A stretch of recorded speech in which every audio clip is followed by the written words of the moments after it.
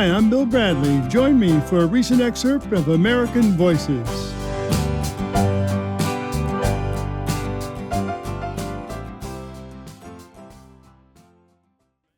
Here in American Voices, we celebrate all that this country has to offer. So after hearing about people who do wonderful things and people's life stories, we also want to celebrate the land. So each week, we invite authors to talk about a favorite place or sound in the country.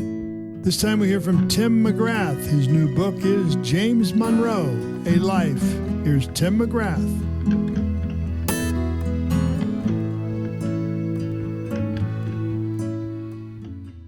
Hi, this is Tim McGrath, and my favorite place is the porch in our cottage down in Stone Harbor, New Jersey, along the Jersey Shore. The porch is on the front of the house, which is a 110-year-old cottage down at the Jersey Shore, closer to the bay than the ocean. It's about 20 feet. It's enclosed, has a screen, and wicker furniture that my wife and I have had since we got married in 1977 has been painted blue, and it sits there. A sofa, a couple of captain's chairs, a rocker, and a swing chair that hangs from the ceiling. That's usually the favor of any child that stops by for a visit. Early in our marriage, we were trying to figure out what we possibly had in common. And the two things that we came up with were that from the time we were toddlers and knew you could live at the Jersey Shore, we both wanted to do that. The second one was, going back into the 50s, that when Mary Martin, playing Peter Pan on television, asked the TV audience to clap to save Tinkerbell, we both sat on our hands. I remember my father going, "Aren't you going to clap to rescue Tinkerbell, Tim?" And I just said no. And with the discernment of a 4-year-old detective, I said, "And I don't think that Peter Pan is a boy either." That kind of took care of that. But we, in looking at the different homes 25 years ago, this one caught our eye. This is the first house that my wife and I have owned that actually has a front porch.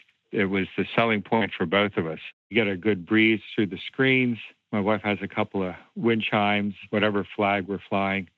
And it's also been a nice place for some decent conversations with our kids as they've grown, different decisions that they're making about where to go to college, what they wanted to do as a career. Obviously, the ins and outs of different relationships that they've had.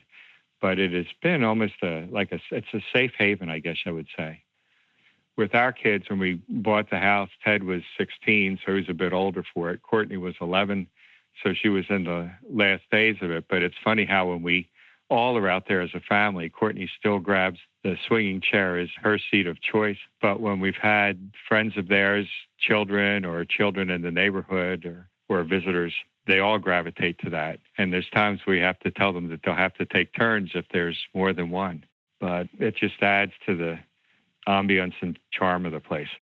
Every so often, I'll pick up on the fact that there's a child that's really enjoying their time there. I have a dear friend that I race sailboats with, and his youngest son is quite an athlete. And we had a good time once in the rain where we thought we were going to go out and have a catch. And working with his pitching, we couldn't do anything like that. So we just tossed the ball back and forth on the porch and started talking about the pitchers he likes from today. And, of course, I'm comparing them to the ones I grew up with and wanted to be like, with Sandy Koufax and Bob Gibson, Juan Marichal.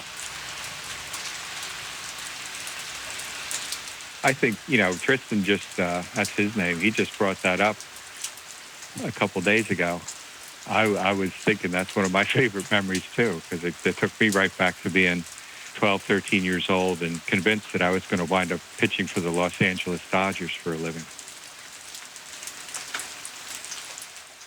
I find that there's moments, whether I'm on the porch with someone or just being reflective myself, that there are moments that take you back to the happier memories of your childhood with family members who are no longer there, but are just as real in your memories and your heart as they can be. There's echoes and reverberations of things in the past as well as where things might come in the present. I have my moments on the porch where memories come back and porches of the past. And a lot of times the memories that come back are good conversations, or they're usually something that doesn't have to be happy, It's almost like an Our Town thing at the last scene where the young wife that's passed away wants to go back to being 12 years old. Except for her, she just sees the people focus more on the mundane things and the real value of, you're not paying attention. I'm not going to be here for many, many more years. And with me, it's the opposite. It's the gist of somebody finishing cutting the grass and sitting and talking. We no longer have a radio on the porch to listen to the baseball games because I'm it. But that's another memory that comes back that was shared, sitting in the dark and listening to a Phillies baseball game, particularly if the Dodgers were playing, and then my dad and I were rooting on opposite sides. Here comes the throw from center field. He is out. But there's an awful lot that comes back to you with that. Now Newcomb is set. In the stretch, delivering, swinging a fly very, very deep toward left field. Moving back, Abrams. It's a home run. Thank you for listening to American Voices here on my YouTube channel. For more interviews celebrating the goodness and creativity of the American people, click the subscribe button below.